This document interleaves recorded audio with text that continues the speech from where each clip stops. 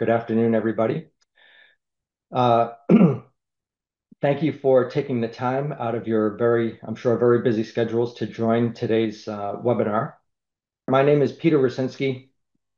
I'm a plastics engineer by education and now have a 30-year career focused on pretty much anything and everything to do with plastics material data science, plastics part design, injection mold design, injection molding, process theory and optimization, and then simulation of all of that.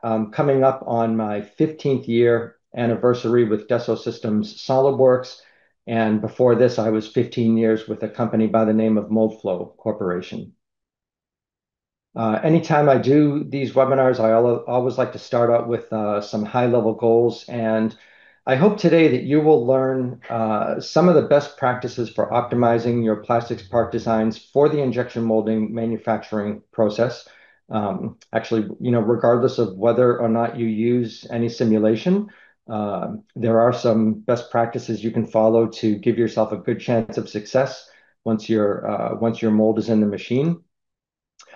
I will show you just a little bit about how you can use injection molding simulation to reinforce some of these best plastics part design practices, and then show you also a little bit about how you can predict and avoid some of the most common injection molding manufacturing defects using our injection molding simulation software, which goes by the name of SolidWorks Plastics.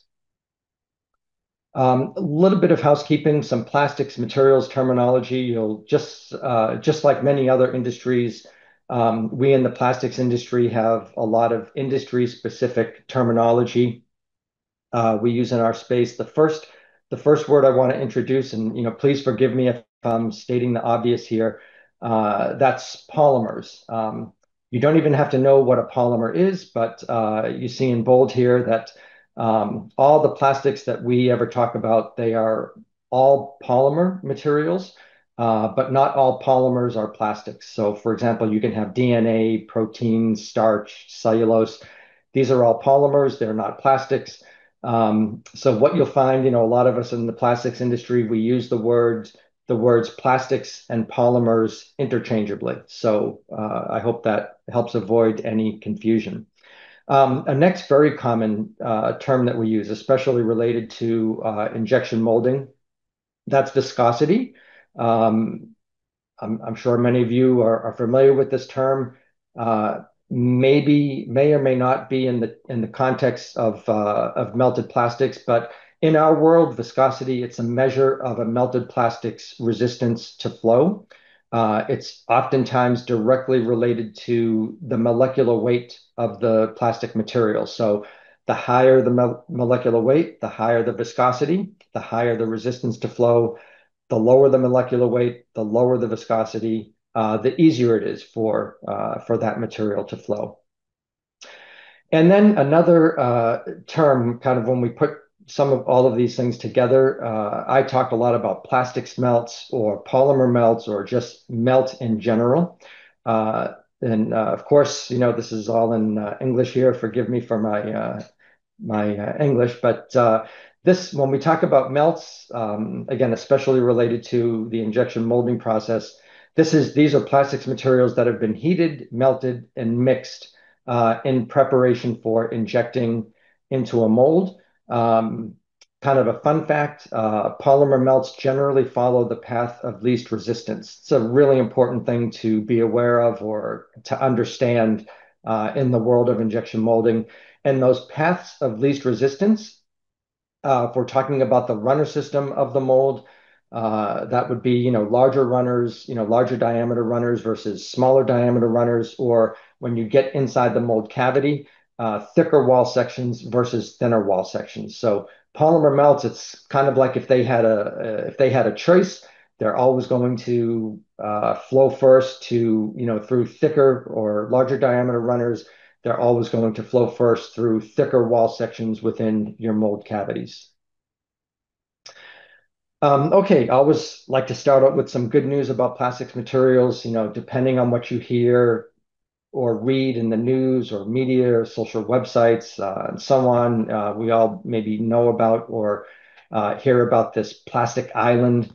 out in the Pacific Ocean. I always say that the plastic island in the Pacific Ocean, it's very much a pollution problem, not so much a material problem. Even if you could replace plastics with some other material, if we don't want these materials in our environment, then we have to keep the materials out of the environment.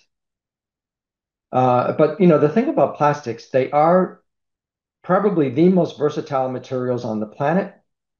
And they enable technologies and products that allow us to do more with less material, reduce transportation cost, improve fuel efficiency.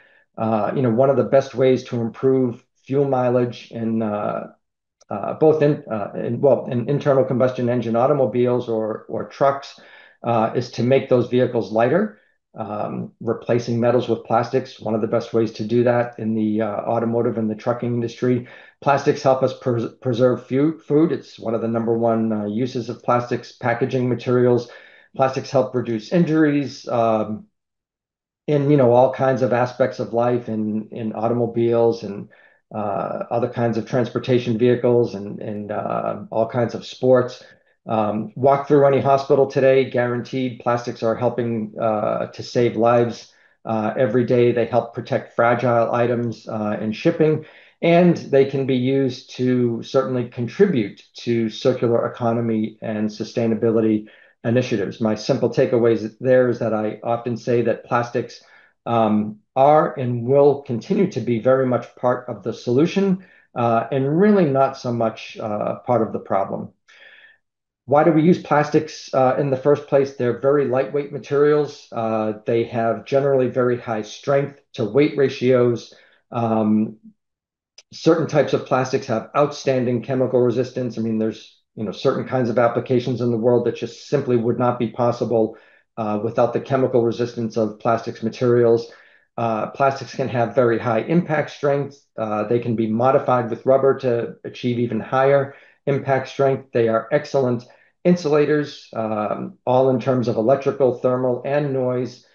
Certain plastics have excellent optical properties. Many lens applications today are uh, basically wouldn't be possible without the use of optical grade plastics. They have relatively low manufacturing costs compared to some other materials. That's because the temperatures and pressures used to manufacture plastics tend to be lower than those required for other materials. And I'll talk a little bit more about this in a few minutes. Plastics can be very easily customized to meet very specific application requirements of lots of different kinds of products across a very broad range of industries. But not all plastics are created equal. So sometimes I'll talk to people out in industry, they think, plastic is plastic is plastic. But in fact, that really couldn't be further from the truth. Take this simple example here, polypropylene, probably the most widely used plastic on the planet. Three very common applications here: an automotive bumper fascia, an automotive instrument panel frame, and a living hinge cap. In fact, the living hinge cap, anytime you see such an application, any kind of a plastic product that has this built-in hinge, we call it a living hinge in the plastics industry.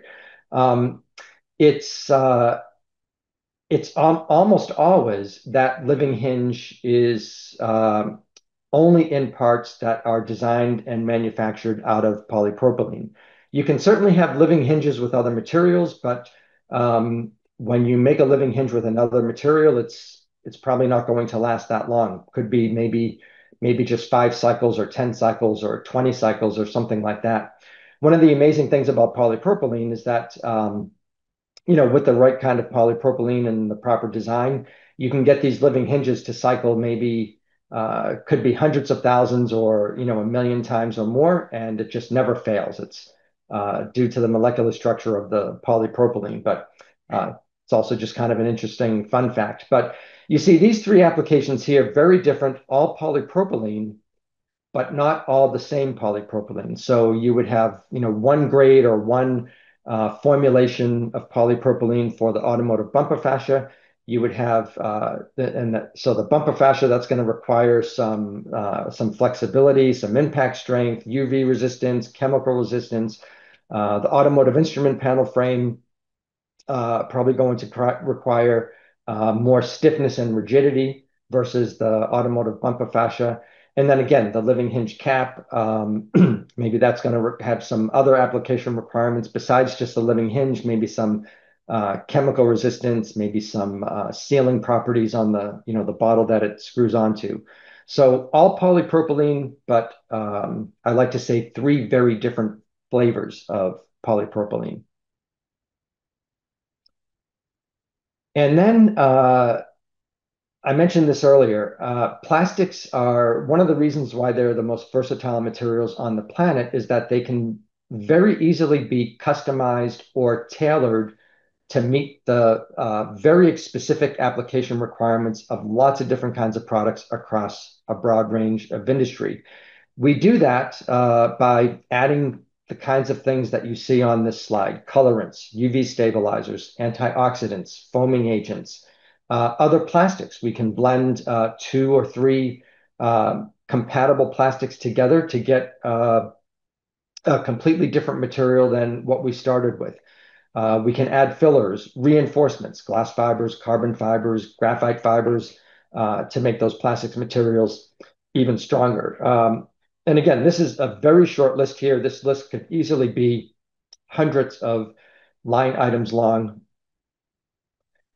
And the reason why, all of this so far is so important is because all of these different types of plastics, they have different properties and they process differently. So just if we look at some different families, polypropylene versus polycarbonate versus ABS versus high density polyethylene and so on, just each and every different family of plastic has different molecular makeup, different properties, and they require different temperatures and pressures and times at the injection molding machine.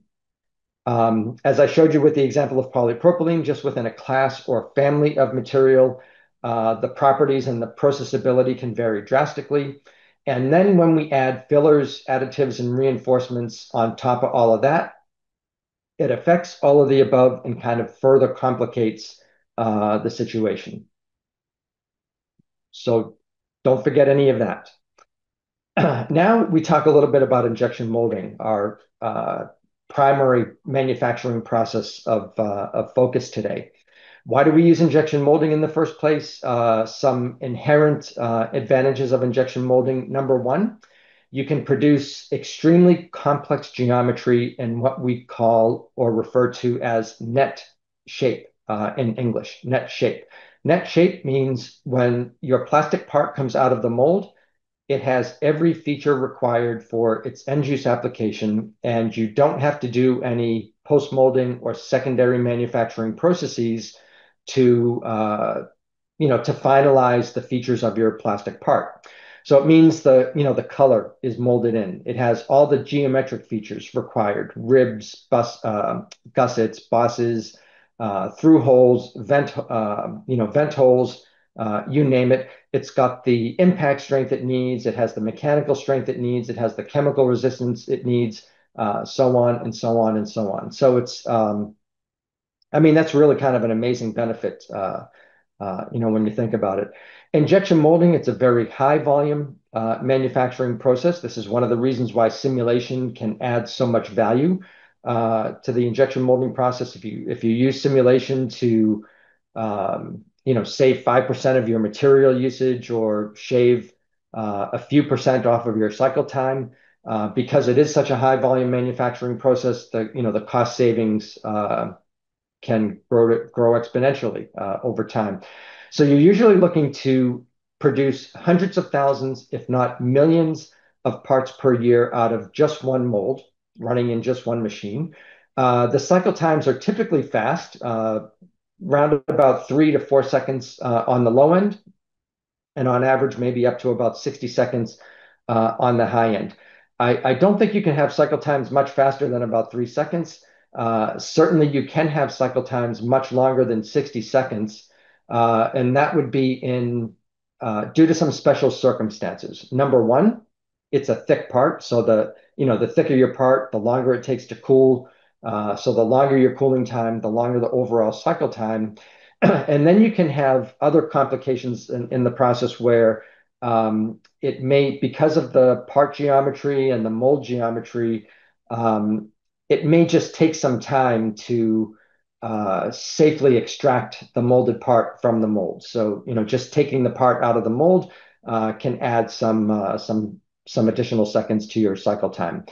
And when all is said and done, when your part finally comes out of the mold, so when you add up the cost of designing the part, designing the mold, making the mold, buying the machine, running the machine, buying the plastic, and all of that, because these molds produce so many parts in such a short period of time, and then these molds can have a very long lifetime, could be 5 or to 10 years or more. When the parts finally come out of the mold, they're usually coming out at what I call pennies on the dollar or cents on the euro. So it could be 3 cent euro, 5 cent euro, 10 cent euro, and so on. Some injection molding process terminology that we use in the plastics industry. I mean, this is kind of injection molding theory 101. Once the melted plastic is ready to inject into the mold, the first thing that happens is what we call first stage injection. So the screw of the injection molding machine moves forward, fills the mold cavities, typically to about 97 or 98% of their volumetric capacity. It's what we call a velocity controlled phase of the process. So you're generally just looking to inject the plastic as fast as you possibly can without damaging the plastic material and without exceeding the maximum injection pressure capability of the injection molding machine. After first stage injection, we immediately move into second stage injection, commonly referred to as the packing phase or the holding phase of the process. This is when we hold pressure on the entire system to complete mold filling to 100% of the volumetric capacity of the mold cavities and to compensate for shrinkage that occurs. In general, every injection molded part shrinks. So we want to use the packing or the holding phase of the process to compensate for that shrinkage and maybe try to minimize the amount of shrinkage as much as possible.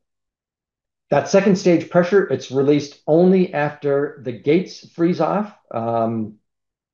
There are some exceptions to that rule, but but by and large, we wait till the gates freeze off. That's so that if there's any molten or melted plastic still in the mold cavities, if the gate is frozen off, that prevents any of that melted or molded plastic from escaping the mold cavities. I'll talk a little more about gates in a few minutes. And then we go into the cooling phase. This is just we just have to wait, right? We have to wait until the part is cooled to a temperature that is safe for ejection. So that, those plastic parts, when they come out of the mold, they're still pretty hot, but generally we wait until it's cooled to a temperature so that the part has enough structural integrity so that it won't deform when it comes out of the mold. The other thing that happens during the cooling phase is the injection molding machine is preparing the next shot of melted plastic for the next cycle. Once the parts are cooled to a safe temperature, the mold opens and the parts are often mechanically ejected. They're pushed out by ejector pins. Sometimes they're pushed out by air. Other times a robot comes in and removes the parts from the mold. So that's, the basic overview of the injection molding process. Now, just a little bit about injection molds. These are high precision instruments. They can be extremely complex. They don't come cheap. They can cost tens of thousands to hundreds of thousands to over €1 million for just one mold.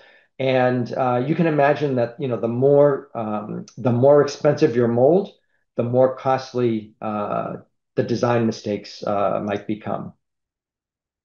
Some injection mold terminology. What you see here is a standard two-cavity cold runner system injection mold layout. If we dig a little bit deeper into this, the first piece of geometry that we talk about is the sprue. The sprue is the interface between the injection molding machine and the mold. So, the last component of the injection molding machine that the melted plastic sees is what we call the nozzle in English. When the melted plastic comes out of the nozzle, it enters the sprue of the mold. Uh, the sprue then connects to the runner system. You can have primary runners, secondary runners, tertiary runners, and so on. The runners basically connect the sprue um, to let's say the runners get very close to your mold cavities. The runners then interface to what we call the gate, right? So the gate is um, the last piece of geometry that the melted plastic sees before it enters the mold cavity. One important thing to know about gates is that they can, more often than not, they are probably the thinnest cross-sectional area that the melted plastic has to travel through. And of course, once the plastic goes through the gate, it enters the mold cavities. Those are formed by the mold cores and cavities. May seem or sound all kind of simple, but when we start to add all of this up, the reason why injection molding simulation software has had a viable market for better part of 40 years now is that injection molding, it's a complex mix of time, temperature, pressure, material, part geometry, and tooling variables. Uh, just so you can see how, some of the ways that the process gets kind of complicated. If we make We could make part design changes, we can make mold design changes, we can make material changes, and then we can change process parameters at the injection molding machine, right? So we can change times, temperatures, and pressures at the injection molding machine. Um, I like to preface all of this by saying all things being equal. So all things being equal, if I increase my part wall thickness, so I change my part design, I increase the part wall thickness, guaranteed the pressure required to fill that mold will decrease, but my cooling time will increase. So I made my part thicker. It takes longer to cool. That's going to add some seconds to my cooling time and then my overall cycle time. So it may sound like a trade-off, but in this case, because I made my part thicker, I might get a better quality part. My part might be stronger. Uh, it might have lower molded in stress. It might actually be less likely to warp or deform out of shape. So I pay a price of increased cycle time, but I might get a higher quality part. Conversely, if I decrease my part wall thickness, if I determine through structural simulation that I can, reduce my wall thickness by, 10 or 15% or something like that, again, all things being equal, my pressure required to fill will increase. So now I'm going to have to make sure that I don't exceed the maximum injection pressure capability of my injection molding machine. But since I made my part thinner, it doesn't take as long to cool. That's going to decrease my overall cycle time. Um, this list could go on and on and on, but here jumping to the bottom, if I add colorant to my plastic material, you see pressure required to fill could go down, could go up. We actually don't always know. This is because sometimes when you add a colorant to a plastic material, that colorant may decrease the viscosity of the melted plastic. Remember that the term viscosity. So I could add a colorant to my plastic material, which decreases the viscosity. That would, all things being equal, that would require lower pressure to fill. And I've certainly seen many cases in the past where we add a colorant to a plastic material where it actually increases the viscosity of the material. It increases the resistance to flow, requires higher pressures and maybe even temperatures at the injection molding machine. And then the final line item there, reinforcements, glass fibers, carbon fibers, graphite fibers. These, pretty much all the time increase your melt viscosity. They increase the resistance to flow. They require higher pressures to fill, often higher melt temperatures to fill the mold. However, you get a much stronger part that usually also has higher temperature resistance.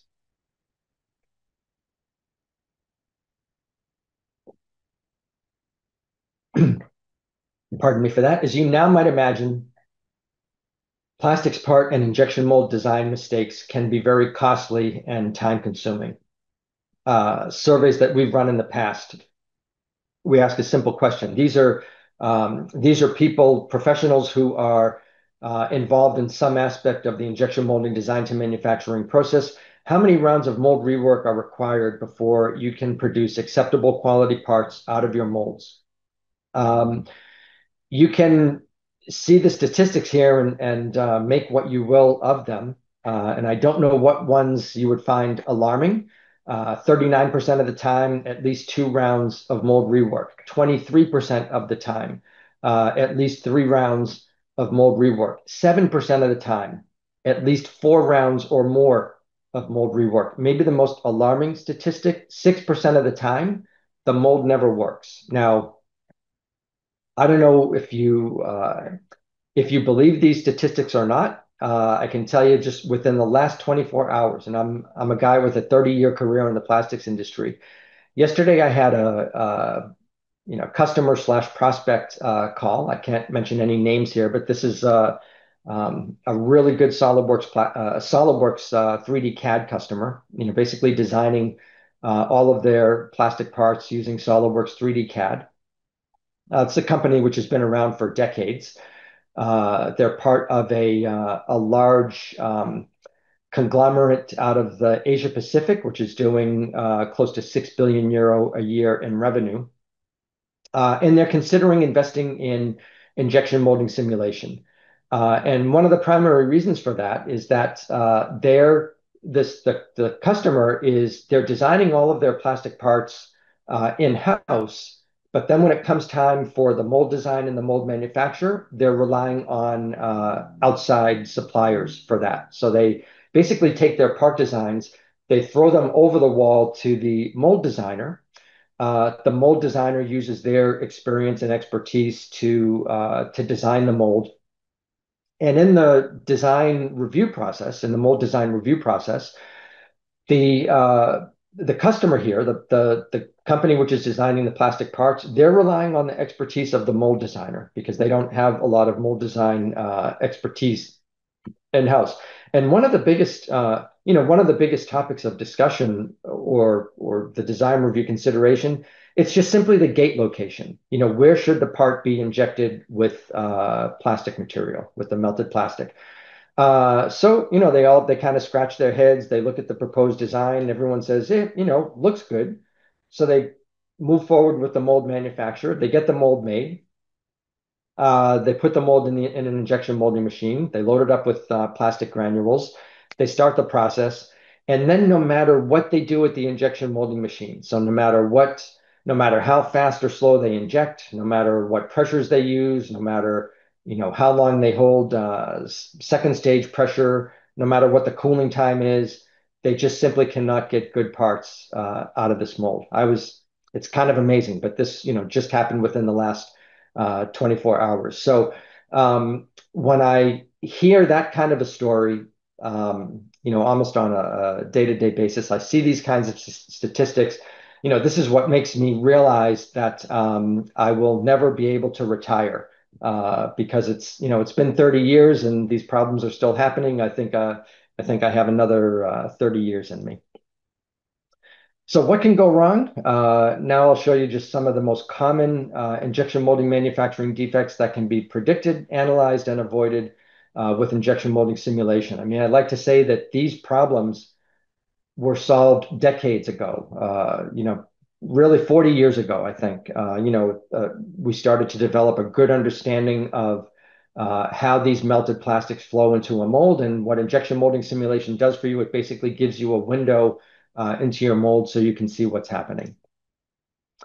Number one, short shots. It's the term that we use in English. Short shots. If you think about these molds, um, pretty much every mold that you have, you always want to fill and pack it to 100% of its volumetric capacity. Sometimes that doesn't happen. Sometimes the mold, no matter what you do with the injection molding machine, the mold can only be filled to 95% of its volumetric capacity or 90% or 85% or something less than that. The thing is, if we're not using simulation, we don't always know what the cause is. And that's because there's multiple causes of short shots. Could be simply a bad gate location. Could be that we're gating from thin to thick and the melted plastic is cooling off, maybe even freezing before it can fill and pack the thick sections of the part.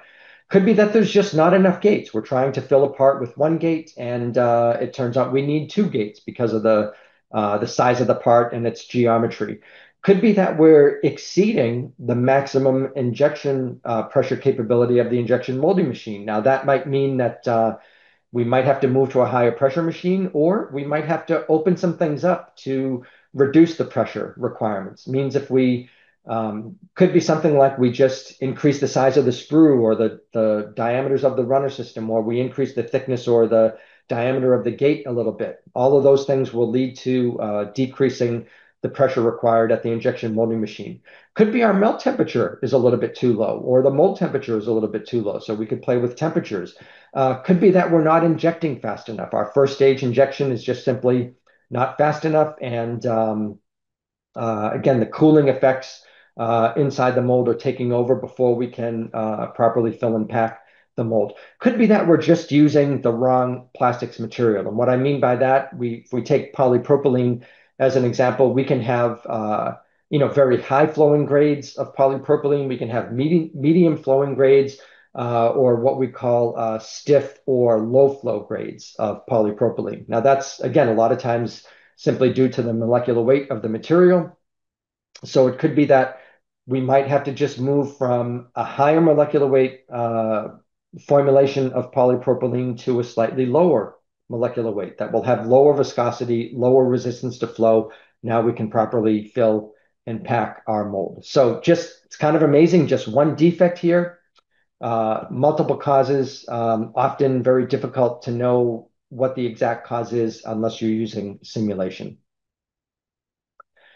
Good news in a product like our SolidWorks Plastics, we have this thing called a results advisor for pretty much any result, any injection molding simulation result that we generate. You can go in this results advisor, you get some insight as to why the problem might be occurring, and then some suggestions for possible solutions to fix the problem. Weld lines and air traps. Weld lines, these are areas inside your mold where two or more flow fronts come together. They can cause both cosmetic and or structural defects. That's because the main thing here is that weld lines are never as strong as areas of your part that do not have weld lines. And the thing about weld lines is that, sometimes the best you can do is that they have like 40 to 60% of the nominal strength of the rest of your part. And the other thing about weld lines is you can often see them. They appear as like a just like a line, or what you might call a ghost line, or a crack in the molded part. That may or may not be a problem. The cosmetic defect may or may not be a problem, depending on the um, the surface appearance requirements of your part. The other another defect that can occur as the melted plastic fills the mold. If you think about these mold cavities, before they get filled with melted plastic, they're filled with air. That's, when the mold closes, atmospheric air just gets trapped in there. As the melted plastic flows into the mold, the trapped air has to have somewhere to go. Usually it's just vented out the parting line of the mold and it doesn't cause a problem. But sometimes you can have air that gets surrounded by the melted plastic. It gets compressed as the mold continues to fill and pack. And if it gets compressed enough, there's a small explosion or combustion inside your mold cavity. If it gets to that point, and by the way, this is a completely unacceptable defect. If it gets to the point where you get the small explosion, that will cause a burn mark on your part. It more than likely will cause an unintended through hole, and that little explosion is usually going to damage your steel core and cavity surfaces. So that's when you really want to avoid. Here is on this application, on this product, we're plotting the weld line and the air traps that occur in this part. The way that the melted plastic flows into this mold, we get a racetrack effect around the thick rib that runs around most of the perimeter. So as that melted plastic fills in, it takes the path of least resistance. You remember that phrase. The path of least resistance is the thick rib that runs around the perimeter. That sets up two flow fronts that come together in the middle of this part. Even though there's no through holes, even though there's only one gate, we still get this massive weld line. We get air that gets trapped, surrounded by plastic. This is, again, an unacceptable defect here. And then down the end, we get another air trap prediction, which I like to think of as a vent location. So, anytime you get air trap predictions around the perimeter of your part, those are the ideal locations or like the minimum locations that you should include venting to atmosphere. Sink marks are surface indentations which are caused by excessive shrinkage in localized thick sections of the part. Usually they occur at the base of reinforcing ribs, so that where the base of the reinforcing rib is just simply too thick. Um, those you can also get these localized thick sections due to bosses or gussets. Um, and we'll talk about some rib design guidelines in a few minutes. This is a problem which is generally very easily predicted and analyzed and avoided. And then maybe the ultimate one of the ultimate defects that occurs in injection molded parts, part warpage. This is when I say you're just trying to simply mold some kind of a flat part, and when the part comes out of the mold, it's shaped like a potato chip or tortilla chip or something like that. There's multiple causes of part warpage. So this is the other thing, right? Even if your parts are warping, if you're not using simulation, it's very difficult to know if the part is warping simply due to non-uniform molded and stress, non-uniform cooling, or non-uniform volumetric shrinkage. Or then we can start to complicate matters by looking at fiber orientation and the resulting mechanical properties and what happens there. You can see this all gets kind of complicated in a hurry, and if you're not using simulation, I think it's a lot of head scratching and trial and error. So now to the heart of the content of today's webinar, the 7 best practices of plastics part design for injection molding. Again, that's the primary process that we're focused on here today. So not extrusion, not blow molding, not rotational molding. This is predominantly for injection molding. Number one, if you did nothing else, maintain uniform wall thickness, and I'll go through each of these in more detail. Number two, avoid abrupt thickness transitions. So if you cannot maintain 100% uniform wall thickness or within let's say plus or minus 10% of your nominal wall thickness, you always want to try to avoid abrupt thickness transitions. Make those nice and gradual. I'll give you some rib design guidelines, some very easy to follow rules of thumb. So even if you're not using simulation, this will help you design and manufacture better reinforcing ribs in your plastics parts. Determine the optimum material candidates. As I mentioned earlier, sometimes you might just have to move to, same material, but one that's, slightly lower molecular weight that flows a little bit better into your mold cavities. This is could easily be at the top of the list, gate from thick to thin. I'll go into more detail on that one. Make sure that you size your gates properly. I can't tell you how many times I see a problem where the simple problem is that everything else is generally okay, but the gate is just way too thin. So the thickness or the diameter of the gate is just way too thin for the mold cavities to be properly filled and packed. And then number 7, always try to minimize weld lines, due to the fact that they can be structural defects in your part. So now digging into the detail. Number 1, maintain uniform wall thickness. Typical or average wall thicknesses for injection molded parts, usually in the range of about 2 millimeters to 4 millimeters. You can certainly have thinner parts than that. Maybe the minimum limit is about 1/4 of a millimeter or 10 thousandths of an inch. You can certainly have much thicker parts than 4 millimeters or 160 thousandths of an inch. You could have parts that are 5, 6, 7, 8 millimeters thick, maybe even more than that. And no real problem with that. But you just have to understand that, number one, cycle time will go up exponentially. That's because your cooling time will go up exponentially as part wall thickness increases. Um, but again, on the other hand, I mentioned this earlier, for certain types of applications, you may need a thicker part for that geometry and material combination to meet your end use application requirements. This very simple example here, we have, our nominal wall thickness is 2.5 millimeters.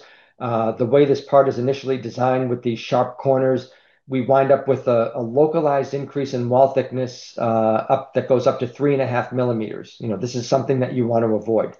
Simple fix for that, you add radii both on the inside and the outside of that. You break the sharp corner, you add radii.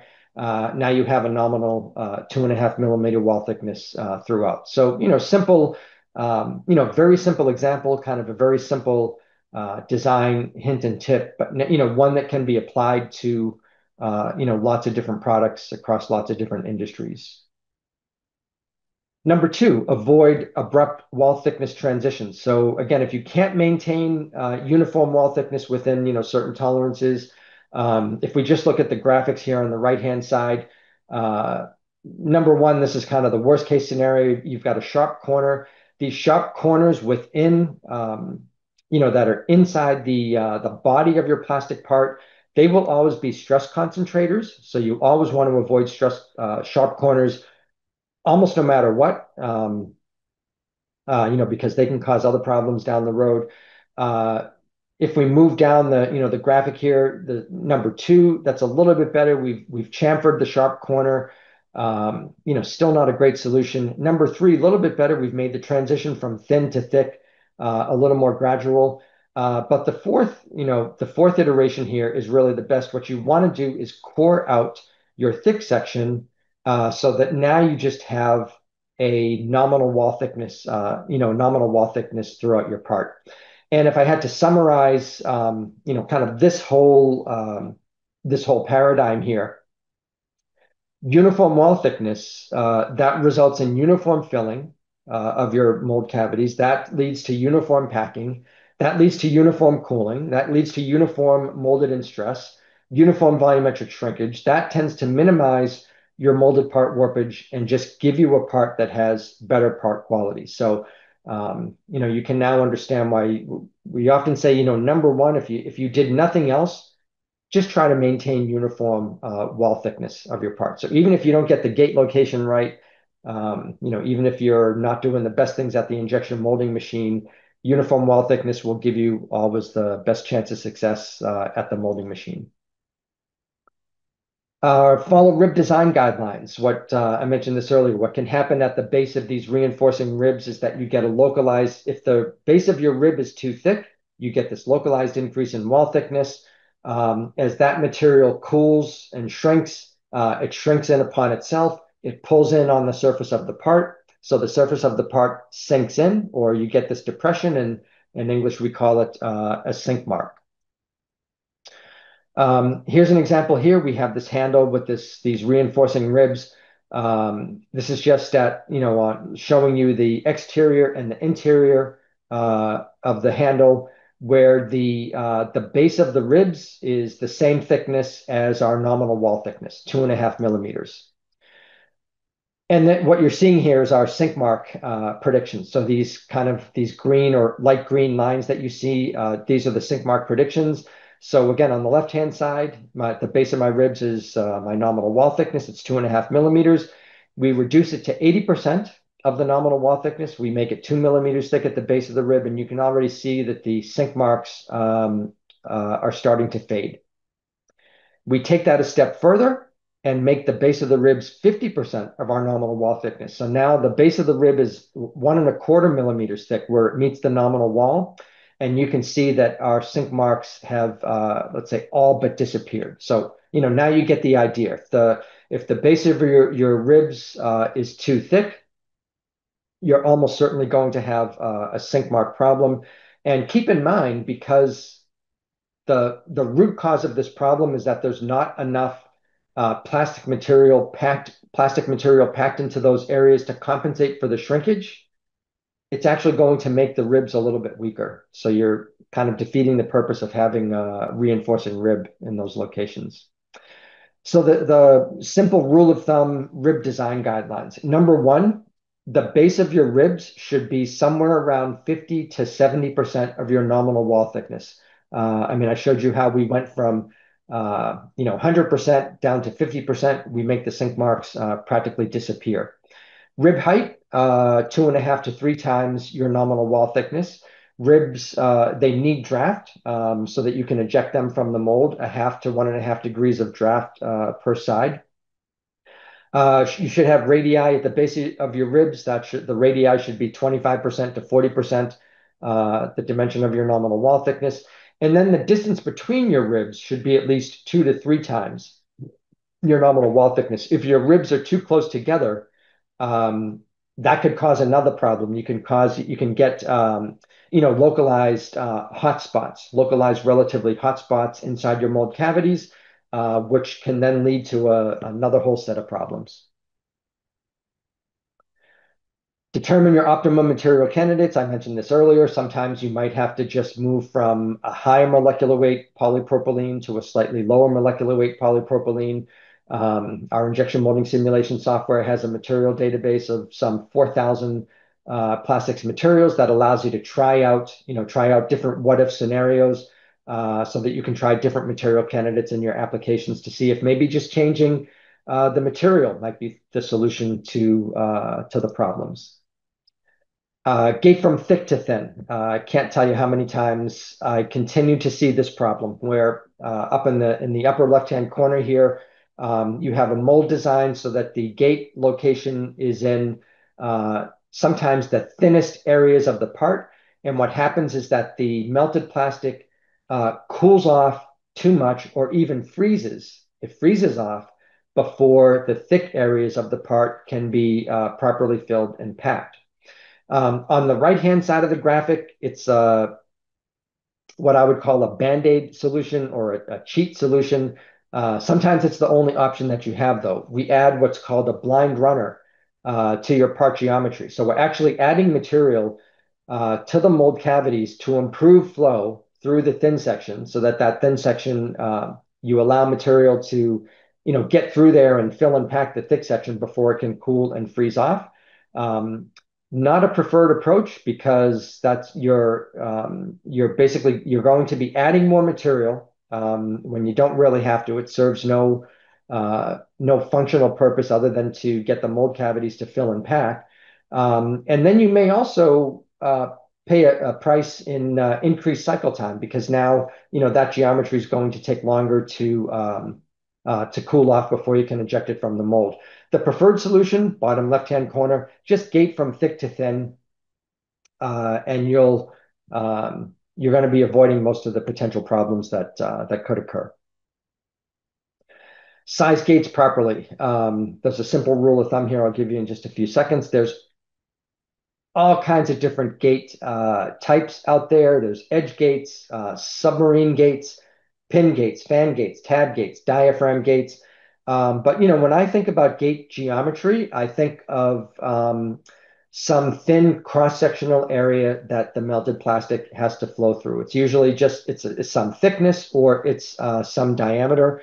And the simple rule of thumb for gate sizing is that your gate thickness or gate diameter should be somewhere around 50 to 90% of your part's nominal wall thickness. I can't tell you how many times I see this problem where the gate is only 20 to 30% of the nominal wall thickness. So everything else is okay. Part design is okay. Mold design is generally okay. The gate is just too small to be able to fill and pack the entire mold cavity before the gate itself freezes off and you can't transmit any more pressure to your mold cavities.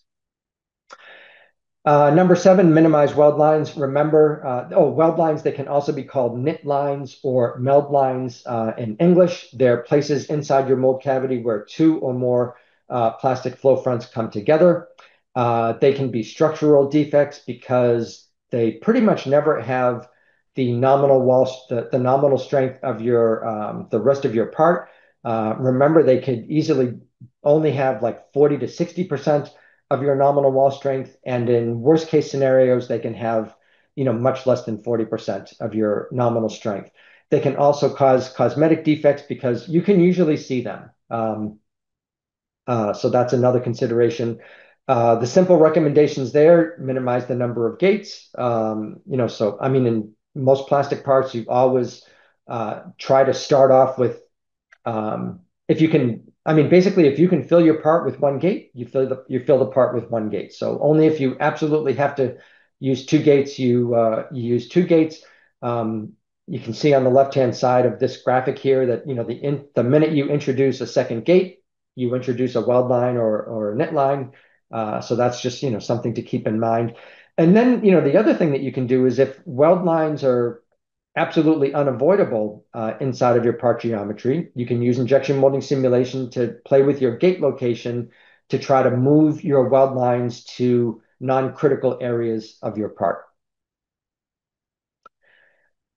Just a brief introduction of our injection molding simulation software. We call it SolidWorks Plastics. We're just fundamentally simulating the flow of melted plastic into injection molds. We basically give you a window into your mold that helps you predict and avoid these common injection molding manufacturing defects.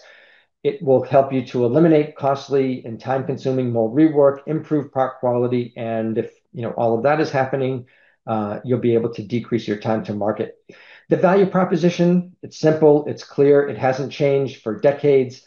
At least 80% of the plastic parts that you come into contact with on a daily basis are manufactured by the injection molding process. Remember, injection molding, it's a very high volume manufacturing process. So if you can use simulation to shave off a little bit of your cycle time or reduce a little bit of your material usage, your cost savings over time grow to be exponential usually.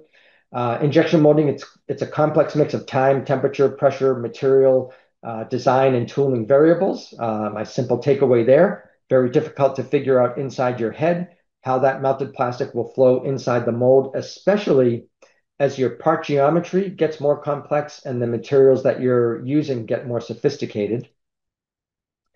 And then those injection molds can be very costly. They can range anywhere from tens of thousands to hundreds of thousands to over €1 million for just one mold. And so you could imagine that using injection molding simulation to avoid just one round of mold rework on a very expensive mold, more often than not pays for one or more licenses of the software. To summarize all this, don't forget about the 7 best practices of plastics part design. Try to maintain uniform wall thickness when and if possible.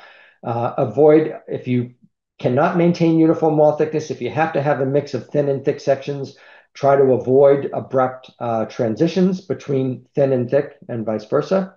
Follow those rib design guidelines. Number one, the base of your ribs should be about 50 to 80% of your nominal wall thickness.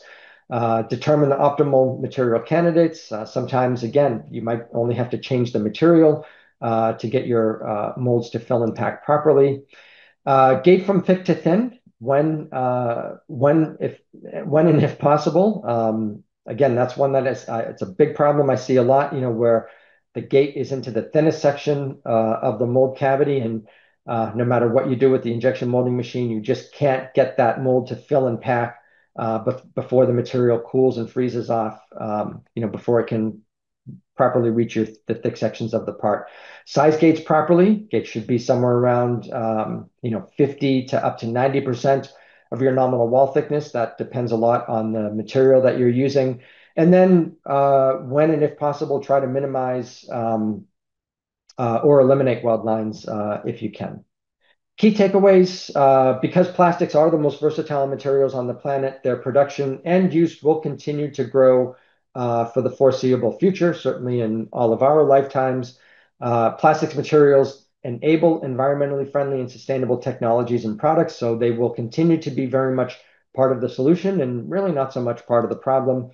And because injection molding is such a complex process, it requires products like SolidWorks Plastics to predict and avoid those manufacturing defects, eliminate costly mold rework, optimize your part design, mold design, and the injection molding process itself, decrease time to market, make better products, and so on. So that's that's the end of my main content. Again, I sincerely thank you for taking the time out of your busy schedules to attend. Thank you. Vielen Dank. And I hope you have a great rest of your day and a safe, enjoyable, and relaxing weekend with your family and friends. Thanks und auf Wiedersehen.